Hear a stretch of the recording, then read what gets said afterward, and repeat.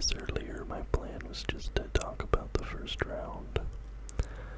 But then all the Shindur Sanders stuff was happening. And I wanted to wait until that all got sorted out before talking about it, because that will obviously be a major part of what I discuss here today.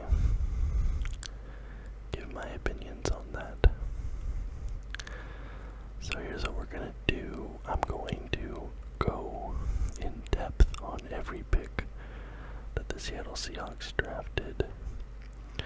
Sorry, not sorry, but the Seahawks are my favorite team, so just their draft is really the only one where I've looked at every single player and kind of like looked at what I think they can bring to the table. So I'm going to be talking about them. Then I'll go into talking about the Shindur Sanders stuff, and then I'll do just sort of a general pick-by-pick rundown of maybe the first 2 rounds. And then maybe some standout picks here and there for other teams. So that's sort of the way this is going to go. First and foremost, though, a very special shout out to all of my channel members. Box, Float, Rainy, Easterly, Riley, Bergen, Zach, B, Hutch, Isaiah, Robeson, Andrew, Peacock, Adam, Hewitt, Josh, Cameron, Kian, Andreas, Anderson, Noble, Bowles, James, Sucks, Mr. Sean, T. Fitz, Evan, Foot, Tristan, Hoffman, Rhea, and Micah Carter. Thank you all so very much for your continued support. Couldn't do it without you, and all of it means so very much to me. So, my Seattle Seahawks. I think we had a very, very good draft, which is funny. I'm not really used to us having good drafts. As a Seahawks fan, there's something that's sort of been few and far between in my lifetime. But I think we nailed this draft. Looking at different news outlets, we've gotten anywhere from an A+ to, I think the worst grade I saw was a B+, but most outlets that I saw gave the Seahawks an A or A+ grade. Our very first pick in the draft was at 18th overall, and we grabbed the guy that I wanted us to grab here, the guy that I predicted us to grab in my mock draft video, and that is Gray Zabel, offensive lineman from North Dakota State. I was super happy when we got this pick. There were reports that we were trying to trade down in this spot, but basically nobody was biting on the trade, which I'm very happy about because it forced us to actually use our first round pick on an offensive lineman. Finally, something I've been wanting us to do forever. The Seahawks they've had a disaster for an offensive line last year, and honestly for years and years. I look back, my fandom as a Seahawks fan, and I can't really think of the last time we had a truly good offensive line. Not decent, not average, but good. I can't think of a time. So the fact that we got Gray Zabel and then we got 2 other offensive linemen as well, although I don't think one of them will end up really playing for us. Maybe a practice squad guy, but that I'm at least happy is extremely versatile offensive lineman. He can play guard, he can play tackle, he can play center. He's a big Midwestern farm boy. One of the first things he said was like, he's gonna go crush Bush Lights, so we're getting some of that Midwestern, North Dakota State mass on the team. Just a big old boy, corn-fed offensive lineman, and I am down. I'm very happy with this pick. Then the Seahawks traded up to pick 35 overall in the second round, and they drafted Nick Amanwari, safety from South Carolina. Extremely interesting pick, and the Seahawks did this a couple times in this draft. Really twice, but I'm happy they did it, because once you start to get into the second round and beyond, it really feels like maybe boom or bust with these guys. Or it's either boom or bust, or they're just going to be sort of average at best. And Nick Amanwari is a guy that I think is a boom or bust guy. Extremely explosive, extremely athletic. Looking at his physical combine results from the combine, like one of the best, if not the best physical safeties of all time. And he's just oozing with potential, but he has to, have those physical athletic qualities and combine them with, actual football skill. And that's sort of he hasn't threaded the needle yet, but this coaching staff thinks that if he does, that he'll be an extremely good, extremely valuable player for especially at this spot, getting him here in the second round. So, extremely interesting pick. I don't expect him to be,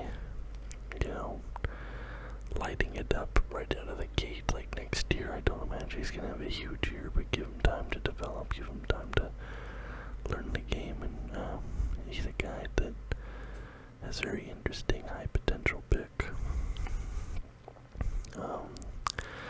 Then 15 picks later, 50th overall, still in the second round, we grab Elijah Arroyo, tight end from Miami, 6'5", 245, so he's sort of a tall and skinnier build from a tight end, speedy, good route runner, and basically all the coverage, everything I was looking at him, he kind of plays a bit more like a wide receiver than a tight end.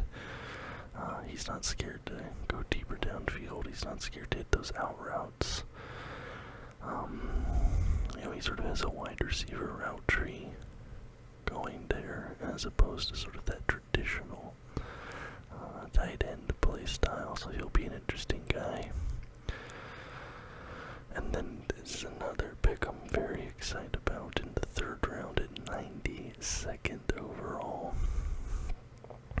My Seattle Seahawks draft Jalen Milroe, quarterback from Alabama. And this is extremely exciting to me. And this is the other guy I'm talking about with that boomer bust potential. I view Jalen Milroe as a lottery ticket. I basically said he's a knockoff Lamar Jackson. He's the Walmart version of Lamar Jackson, which, us having Mike McDonald on the coaching staff, I think that's a good thing. He has above average arm strength, but he's an amazing runner, really good on his feet. To this point, he's not a great or quick decision maker. He's not a quick decision maker, but he has shown some flashes of it. But I think you have Milroe. He sits behind Darnold for a year. He just sits there. There's no expectation for him to go out there and play. He just sits there and he learns the game. He absorbs everything.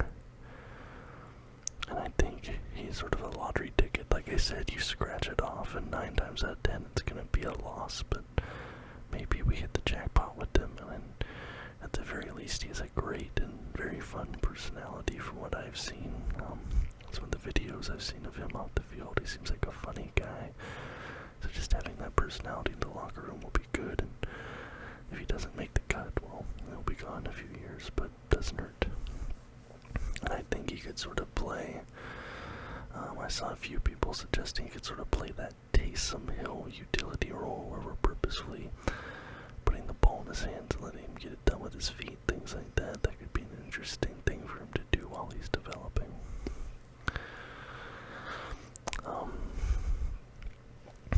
In the 5th round, so we didn't have a pick in the 4th round, but in the 5th round at pick 142 overall, we drafted Riley Mills, D-tackle from Notre Dame. He fell down the board due to injury.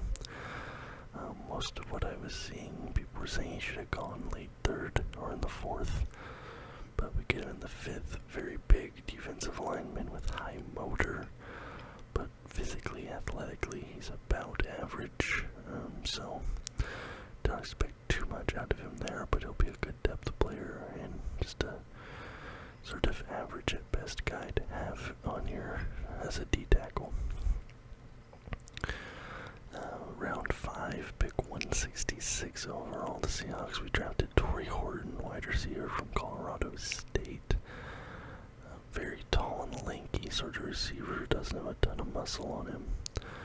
From what I saw and what I read, he's not good at beating man coverage. So if he has a guy glued to him, he's probably going to be shut down, but he is very fast. He's good for deep routes. So if you get him into like a zone coverage, something like that, he can get some deep routes, get some a lot of yardage, chunk yardage type guy. And always the coaching, if you can coach him up to get better at beating man coverage, but at the moment, not what he's good at. 5th round, pick 175 overall. This is sort of the only pick that some people are considering a miss. This is a very interesting pick to me. We're going to have to see what the coaching staff has planned here, because I think this is a guy that they drafted with a very clear and predetermined idea in mind of what they want to do with him. And that's Robbie Outs, fullback from Alabama, big body blocker. He's not fast, he's not explosive, he's not agile, he's not a good ball catcher. He's a really good run blocker, very good run blocker, but this is an off-the-board pick. A lot of people didn't expect him to get drafted at all. But it's interesting, like I said, we obviously had something in mind specifically for Outs. And the rest of this draft, I thought it was so good that they didn't do this for no reason, so we'll see how that works out. 6th round, 192nd overall pick, Seahawks draft Bryce Caldew, offensive lineman from Kansas, so more offensive line depth. Good. The more the merrier in my opinion. I said in my mock draft video, part of me, obviously being a bit tongue-in-cheek, but every pick should have been offensive line. Caldew is a bit short for modern O-line. I think he's only 6'3". But he's like 305, something like that. He'll probably play inside, and I think he'll just end up being a depth guy. You're not going to play that many snaps, but he'll be a depth guy, injury replacement, things like that. 7th round, pick 223 overall, Damian Martinez, running back from Miami. So 2 players from Miami in this draft. A lot of mocks had him off the board in round 4 or 5. So pretty good value getting him down here at 7. Very physical runner, power runner, regularly runs through contact. And I think having that insurance for Kenneth Walker, who the last few seasons has been dealing with injuries, plays a bit of a similar style to Walker. I think that's a good thing, positive. And then there were 2 other players, but looking at them, I don't think these are guys that are really going to be sniffing the NFL roster outside of injuries or whatever else. But it's round 7, pick 234, Mason Richmond, offensive lineman from Iowa. And round 7, pick 238 overall, Ricky White, the 3rd wide receiver from the University of Nevada, Las Vegas, UNLV. So that's the Seahawks draft. like I said, I am extremely happy overall with this draft. The Seahawks did pretty much exactly what I wanted them to do. They got the player I wanted them to get, and then they got a couple lottery tickets and a couple of safe picks as well. So I'm interested to see. Very excited to watch Jalen Milroe, see how he develops. Like I said, I don't expect him to play next season unless something goes very wrong and Sam Darnold gets hurt, at which point the season's basically over anyway, so no expectations. But yeah, so now I'll talk about Sanders a bit, and then we'll just move into some draft recap stuff. Alright, so now let's talk about Shindur Sanders. I had him going in the first round. That obviously did not end up happening. And then he didn't even end up going in the second round. Ultimately, he ends up getting drafted at pick 144 overall to the Cleveland Browns. Which is funny because in the third round of the draft, the Browns selected Dylan Gabriel, quarterback from Oregon. So they drafted 2 rookie quarterbacks in this draft, and they're joining a draft room with Deshaun Watson, Joe Flacco, and they have one other QB in that room that I can't remember. But, yeah, that QB room is going to be a nightmare, but it's interesting. And I'm going to give some broader thoughts on this. I think that looking at what I think the reason he fell is, my first question is, how bad were those interviews? Because those interviews must have been very bad, because looking at him purely as a player, forgetting anything else, he is not a bad quarterback. I'm not saying he's an amazing quarterback. Like I said in my video, I think he could become about a league average quarterback. But there's a lot of those, and people worse than those still playing in the NFL. I think that he could carve out a solid NFL career. I don't think he'd be a superstar player, but like I said, I think he could have a respectable NFL career. As a average level starter, being a backup, all that, could get a few years, sort of journeyman type career. I think that he has a potential to be a star player, but I think more likely than not that won't be the case. I do think that purely talent-wise he is better than some of the quarterbacks that were drafted ahead of him, and I think the issues obviously come down to the attitude and the spotlight. And thinking about it, you know, if he's gonna probably be the backup, you have a bunch of these other quarterbacks that can be backups, and the fan bases, the media, etc., they understand that they're backups for a reason. And if they're coming into games, if they're riding the bench, they don't get very much attention. But because of who he is, because of who his dad is, because of the media hype machine around him, if Shindur Sanders is a backup QB or third string QB sitting on a roster somewhere, and let's say that team loses 3 games in a row, 4 games in a row, or let's say the starting quarterback gets injured and the backup goes in, and now Shindur was the third string QB. He's going to have narratives. There's going to be media pressure. there's going to be social media pressure, fan pressure, all of that, all those headaches that the front office has to deal with because of who he is, because of who his father is, because of where he went to college. And that's something that they don't have to deal with any other quarterback. They draft to be that backup QB role. So even if Sanders has the potential to be better than those guys, I don't think it's worth the headache.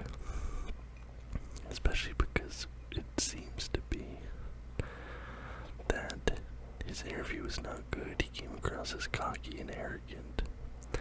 And you can deal with a player that's cocky and arrogant if they are an elite level talent that's impossible to miss.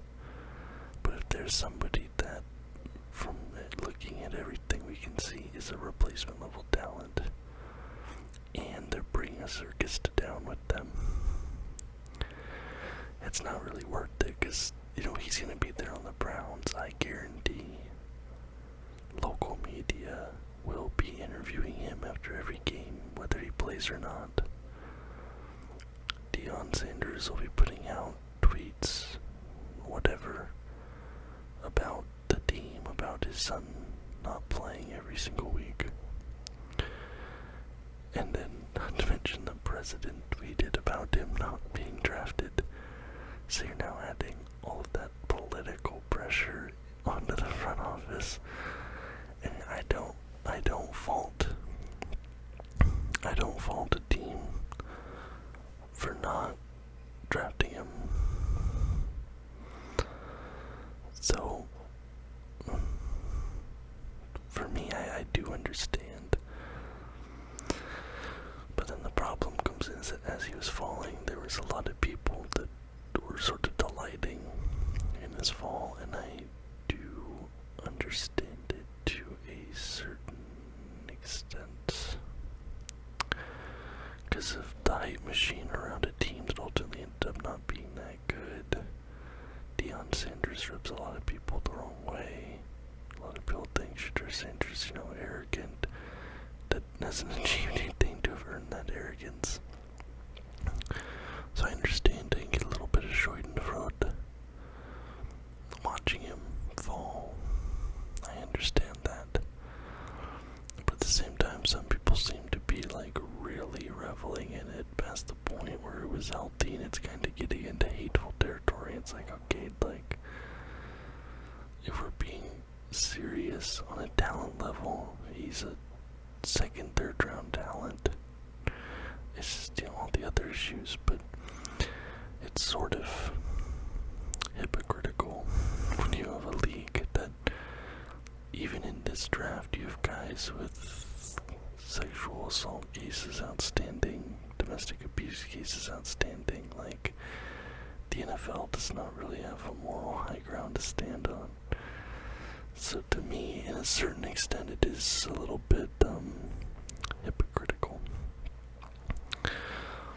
But on the other side of that coin, you have Mel Kiper on national television losing his mind, even though Mel Kiper is a hack and his scouting of quarterbacks especially is terrible, and he's sitting there losing his mind and downright arguing and fighting with the other panel members because Sanders isn't getting drafted, to the point where I'm is Deion paying you to say this or somebody? Because it was so bizarre. So for the empathy and sympathy I wanted to have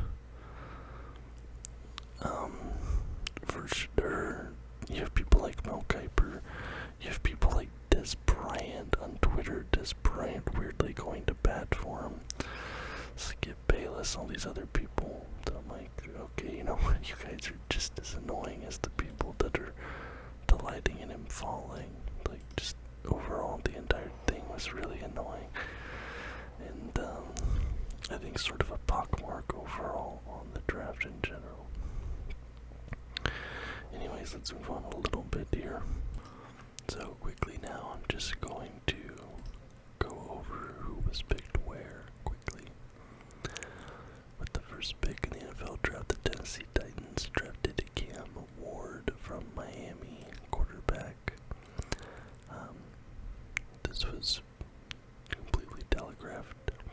draft, not a surprise at all.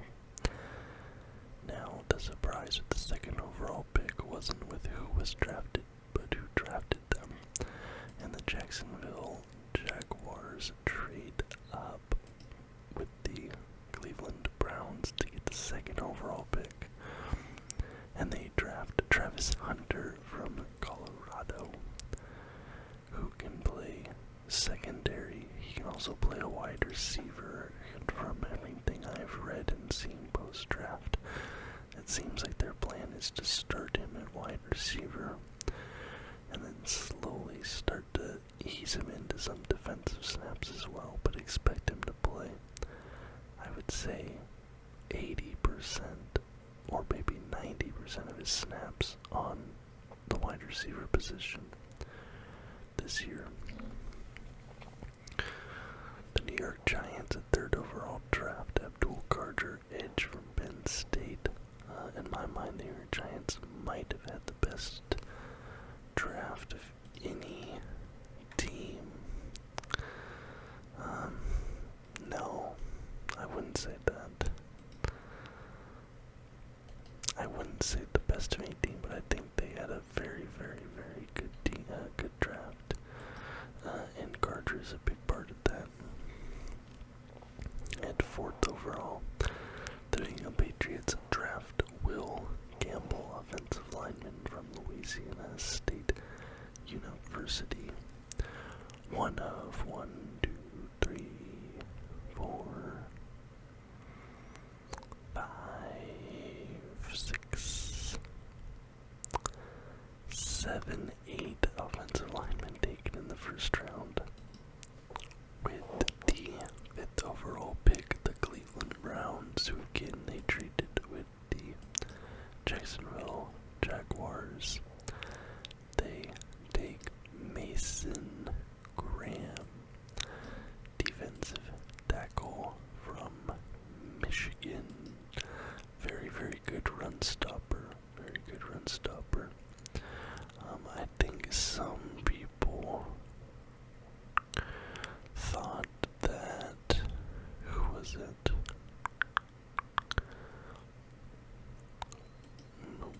I saw some people thinking that another D-tackle might have been taken here instead. But for the life of me, I can't remember who it was. Sixth overall, Ashton Ginty to the Las Vegas Raiders. Like I said in my mock draft, this guy has Pete Carroll written all over him. Running back from Boise State. Power rusher. Great at breaking tackles. Great at running through contact. And, like I said, reminds me in a lot of ways of Marshawn Lynch. Seventh overall, the New York Jets take Armand Membo from Missouri, offensive tackle. Oh no, some people thought Membo would go instead of Campbell. That's what I was getting confused. Some people had Membo as the best offensive lineman, and some people had Campbell. That's what I was getting confused with. Eighth overall, the Carolina Panthers take Roa McMillan from the University of Arizona. He is a wide receiver. Great at getting separation. Not really explosive, but just fast. Ninth overall, the New Orleans Saints. A lot of people thought they might take a QB here, myself included. They opt instead to take an offensive tackle, Kelvin Banks Jr. from the University of Texas. I'm not a Texas fan, but what's up? 10th overall pick, the Chicago Bears draft Colston Loveland from the University of Michigan. I think I predicted this one. Or did I? I don't know. I think I might have predicted an O-lineman here. That's right. I think I picked Tyler Booker here, or maybe Campbell. Because I thought they needed to get some. Yeah, I thought they needed to get more blocking and more offensive lineman protection for arms, but instead they get Colston Loveland here, who's a really good route runner, really good at yards after catch, good at, just a good offensive weapon for the Bears, so they get him there instead. 11th overall, this is one I nailed. Mikael Williams, University of Georgia, to the San Francisco 49ers. Edge rusher, to me, he just screams Shanahan guy. He's a bit powerful rusher, he has long arms, really, really active hands. And when I was watching his tape, I was just getting Vietnam flashbacks for events that haven't even happened yet of him terrorizing my team for years to come. At 12th overall, the Dallas Cowboys drafted Tyler Booker from the University of Alabama, offensive lineman. At 13th overall, the Miami Dolphins draft Kenneth Grant, defensive tackle from Michigan. I think I also had Miami going all-line here, but I can't remember off the top of my head. At 14th overall, the Indianapolis Colts draft Tyler Warren, tight end from Penn State. Very versatile tight end. He can line up in the slot. He can run. He can line up at wide receiver. Really, really good runner. Really good at breaking tackles. Now the Atlanta Falcons at 15th overall drafted Jalen Walker, University of Georgia. He is a linebacker. He can also play edge, though really, really quick off the line. Speed rusher with very active hands. Okay. The Arizona Cardinals drafted at 16th overall, and they grab a defensive tackle from Ole Miss, Walter Nolan. Very, very good run stopper. 17th overall, the Cincinnati Bengals draft Shamar Stewart, edge rusher from Texas A&M. The 18th overall, the pick I was very, very excited about. My Seattle Seahawks drafted Gray Sable from North Dakota State, offensive lineman. Already talked about him. 19th overall, the Tampa Bay Buccaneers draft Emeka Egbuka, wide receiver from Ohio State. At 20th overall, the Denver Broncos draft Jahdae Barron, the University of Texas. More horns. Is that right? It is that right, horns. I think from Texas, he's a cornerback. I think I mocked this. Now we get the Pittsburgh Steelers, another team that I thought would be drafting a quarterback in the first round when I did my mock draft. But instead, at 21st overall, they draft Derek Harmon, D-tackle from the University of Oregon. Let's go Ducks. 22nd overall, the Los Angeles Chargers draft Omarion Hampton from the University of North Carolina. He's a running back. 23rd overall, Matthew Golden from the University of Texas, wide receiver, is drafted to the Green Bay Packers, the host of this draft. 24th overall, the Minnesota Vikings draft an offensive guard, Donovan Jackson, from Ohio State. Then at 25th overall, the Houston Texans trade their pick to the New York Giants. So New York trades back into the first round, and they draft Jackson Dart, quarterback from Ole Miss. So the second quarterback off the board here. He's, from what I can tell, he's a very, very good distance passer. He's good at being in the pocket, but I didn't really see much else from him there. So I'm not sure why New York goes here, but we'll see. At 26th overall, Atlanta trades back into the first round. They trade with the Rams, and they select James Pierce Jr., edge from Tennessee. Then at 27th overall, I know this is a pick that I got correct. The Baltimore Ravens draft Malachi Starks, a safety from the University of Georgia. And everything was all good in Baltimore at this point because the controversial pick hadn't come yet, but that's not for this video.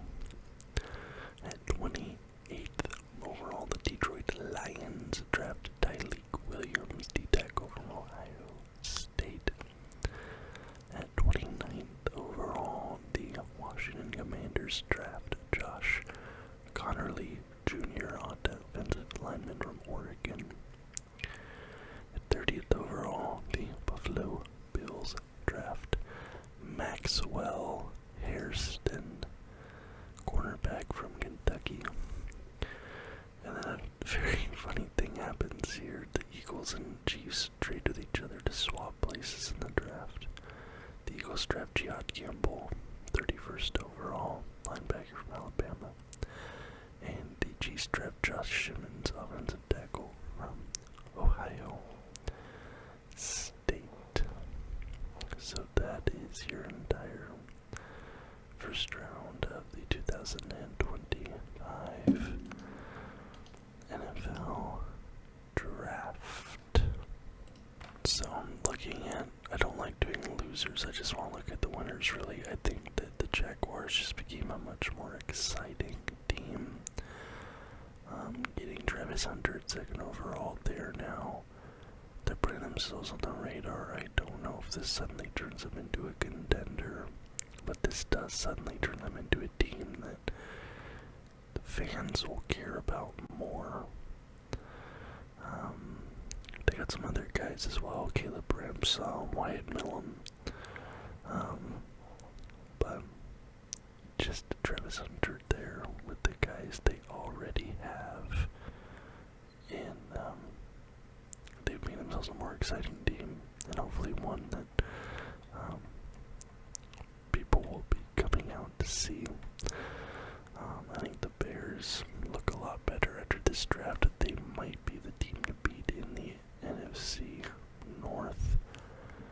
Maybe not 100%, like there's still obviously some steps to be taken there, but I do think the Bears have gotten a lot better. So yeah, that is all, everybody. Let me know how you feel about how your team did at this year's NFL Draft. Like I said, I am personally ecstatic with what the Seattle Seahawks did this year in the draft.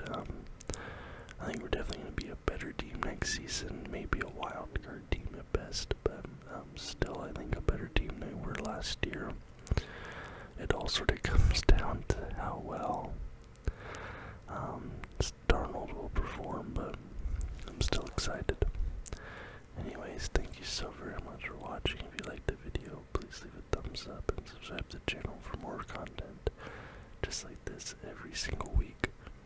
Till next time, guys.